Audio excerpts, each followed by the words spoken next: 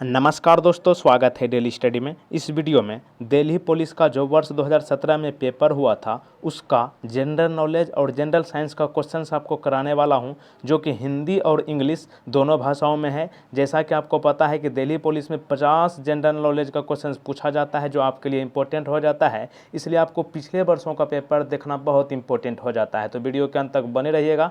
तो चलिए शुरू करते हैं। पहला प्रश्न है, शहरी क्षेत्रों में आमतौर पर किस प्रकार की बेरोजगारी दिखाई देती है? सही जवाब जो होगा शिक्षित बेरोजगारी, ऑप्शन ए। शिक्षित बेरोजगारी का मतलब क्या होता है? शिक्षित बेरोजगार उस बेरोजगार को कहते हैं, उस व्यक्ति को जिसे अपनी शिक्षा एवं योग्यता के अनुसार रोजगार नहीं मिले, उसे शिक्षित बेरोजगारी कहते हैं और ये शहरी क्षेत्रों में दिखाई मिलता है।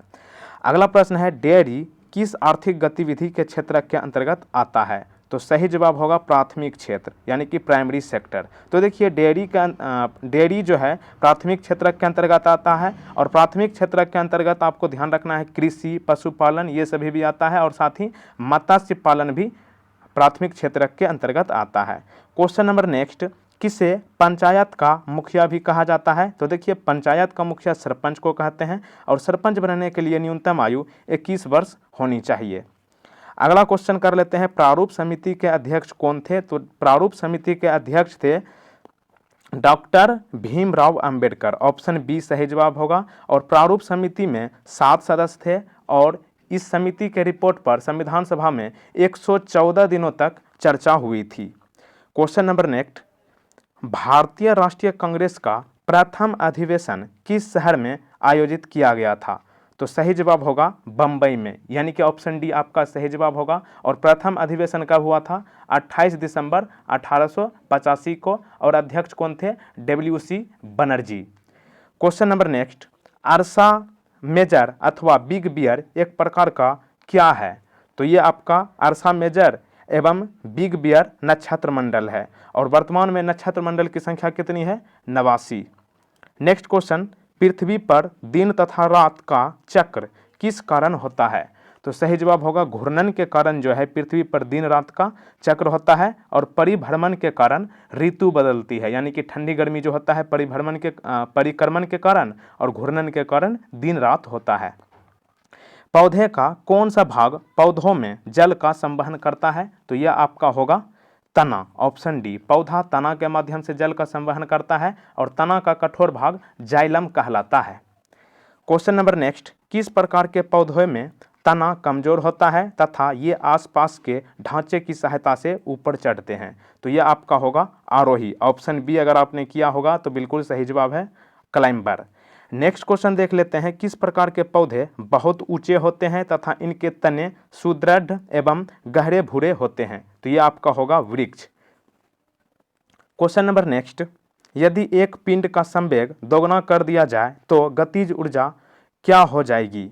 तो सही जवाब जो होगा आपका 4 गुना, ऑप्शन डी। तो देखिए गतिज ऊर्जा संवेग के वर्ग के समानुपाती होता है। यदि संवेग को दोगुना कर दिया जाए तो गतिज ऊर्जा 4 गुना बढ़ जाएगी। क्वेश्चन नंबर नेक्स्ट, यदि क्रिया तथा प्रतिक्रिया एक ही पिंड पर कार्य करती है तो क्या होगा? तो परिणाम जो होगा 0 होगा, ऑप्शन ए सही जवाब होगा। यदि क्रिया तथा प्रतिक्रिया एक ही पिंड पर कार्य करे तो परिणाम 0 होगा, ऑप्शन ए सही जवाब है। अगला प्रश्न देखते हैं, भारत का पहला सुपर कंप्यूटर कौन सा है? तो भारत का पहला सुपर कंप्यूटर है परम 800, ऑप्शन सी अगर आपने किया तो बिल्कुल सही किया है। क्वेश्चन नंबर नेक्स्ट, भूमि में जल के रिसाव की प्रक्रिया क्या कहलाती है? तो भूमि में रिसाव की प्रक्रिया जो है जल के, ये आपका अंतः स्पंदन कहलाता है, ऑप्शन ए, यानी कि inflation. Question number next, make in India पहल का शुभारंभ कब किया गया था? तो मेक इन इंडिया का शुभारंभ जो है सितंबर 2014 में किया गया था, ऑप्शन सी यहाँ पे सही जवाब होगा। क्वेश्चन नंबर नेक्स्ट, निम्नलिखित में से किसने भाप का इंजन का आविष्कार किया? तो यह आपका होगा भाप का इंजन जेम्स वाट ने आविष्कार किया है। इनके अलावा एनिको फर्मी के बारे में बात करें तो इन्होंने परमाणु भट्टी का आविष्कार किया, और क्वांटम सिद्धांत किसने दिया? तो यह आपका मैक्स बोर ने दिया है। नेक्स्ट क्वेश्चन की बात करें, निम्नलिखित में से कौन बांसुरी बजाने के लिए प्रसिद्ध है? तो बौसरी बरजाने के लिए हरिप्रसाद चौरसिया प्रसिद्ध है। ऑप्शन डी यहाँ पे सही जवाब होगा। और बात करें जाकिर हुसैन की, तो ये आपका तबला वादक है। रविशंकर जो है सितार वादक है। और बिस्मिल्लाह खान को सब कोई जानता है, ये शहनाई वादक है। Question number next, true colours नामक पुस्तक के लेखक कौन है? ये भी प्रश्न पूछा गया था पुस्तक से संबंधित। ट्रू कलर्स नामक पुस्तक के लेखक कौन है? तो ये होगा आपका एडम गिलक्रिस्ट। ऑप्शन डी सही जवाब है। अगला क्वेश्चन देख लेते हैं, पाक जल संधि भारत को किस देश से अलग करती है? तो पाक जल संधि यानी कि पाक स्ट्रेट जो है भारत और श्रीलंका के बीच में है। ऑप्शन डी यहाँ पे सही जवाब है। अगला प्रश्न करते हैं, बैरोमीटर के आविष्कारक कौन है? तो बैरोमीटर के आविष्कारक जो है ई टोरिसेली को माना जाता है। ऑप्शन ए आपका सही जवाब है। अगला क्वेश्चन देख लेते हैं, कौन सी कला ग्रीको बौद्ध कला के नाम से भी जानी जाती है? तो यह आपका होगा गंधार कला। ऑप्शन ए यहाँ पे सही जवाब है। आगे बढ़ने से पहले आपसे रिक्वेस्ट है कि अगर आपने अभी तक चैनल को सब्सक्राइब नहीं किया तो चैनल को सब्सक्राइब करके बेल आइकन को प्रेस कर दीजिएगा और वीडियो को लाइक करने के बाद एक लोग के साथ इस वीडियो को शेयर जरूर कर दीजिएगा। तो चलिए चलते हैं अगले प्रश्न की ओर। अगला प्रश्न है, निम्नलिखित में से कौन सा भारत सरकार का एक अंग नहीं है? तो ये आपका देख ही रहे होंगे, मीडिया जो है भारत सरकार का अंग नहीं है। इनके अलावा विधायिका, कार्यपालिका, न्यायपालिका ये सभी भारत सरकार का अंग है। अगर बात करें विधायिका की, तो विधायिका का काम है कानून बनाना, कार्यपालिका का काम है कानून को लागू करना और न्यायपालिका का काम है कानून की रक्षा करना। और मीडिया आपका भारत सरकार के अंग नहीं है। ऑप्शन डी यहाँ पे सही जवाब है। अगला क्वेश्चन देख लेते हैं, निम्नलिखित में से किसने आज़ाद हिंद फौज की स्थापना की थी? तो आज़ाद हिंद फौज की स्थापना जो है सुभाष चंद्र बोस ने किया था। ऑप्शन बी सही जवाब है। और कब किया था? 1942 में किया था। क्वेश्चन नंबर नेक्स्ट, शेर खान ने हुमायूं को 1539 तथा 1540 में क्रमशः किन दो स्थानों पर पराजित किया था? तो सही जवाब जो होगा आपका चौसा तथा कन्नौज। ऑप्शन सी यहाँ पे सही जवाब होगा। 1539 में चौसा में हराया और 1540 में कन्नौज में हराया था।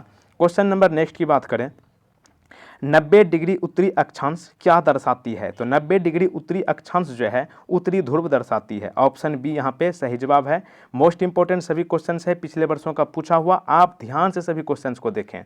अगला प्रश्न करते हैं, गैस की परतें जो पृथ्वी को चारों ओर से घेरती है उन्हें क्या कहते हैं? तो उन्हें क्या कहते हैं? गैस की परतें जो पृथ्वी के चारों ओर से घेरती है उन्हें एटमॉस्फेयर यानी कि वायुमंडल कहते हैं। ऑप्शन बी यहाँ पे सही जवाब है।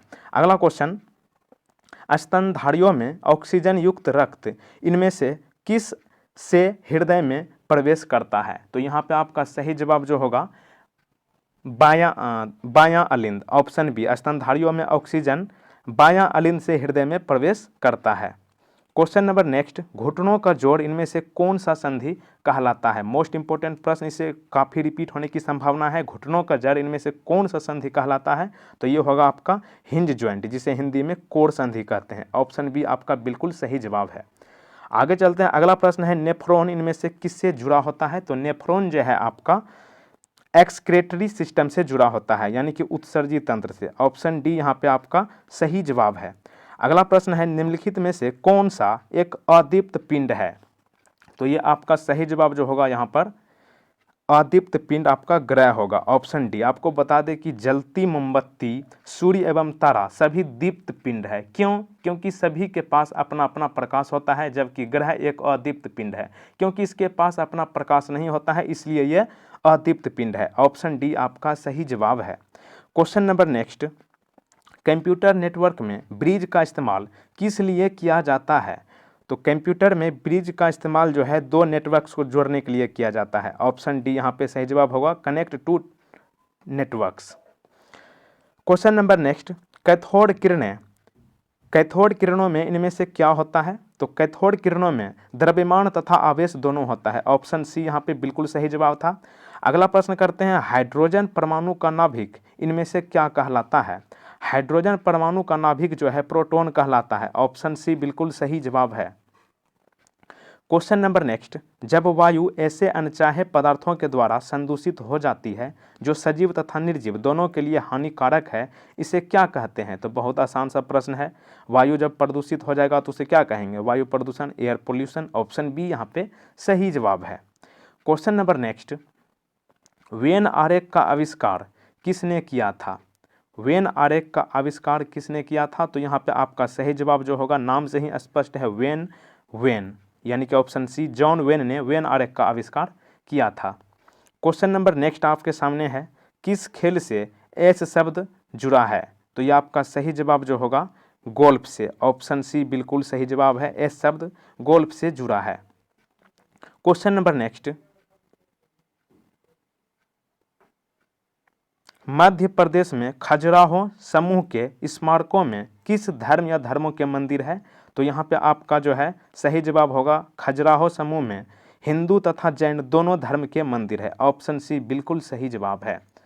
अगला क्वेश्चन देखते हैं, अशोक चक्र पुरस्कार की पहली महिला प्राप्तकर्ता कौन है? तो यह आपका जो होगा सही जवाब नीरजा भानोत, ऑप्शन ए अशोक चक्र प्राप्त करने वाली पहली महिला नीरजा भानोत है, ऑप्शन ए बिल्कुल सही जवाब।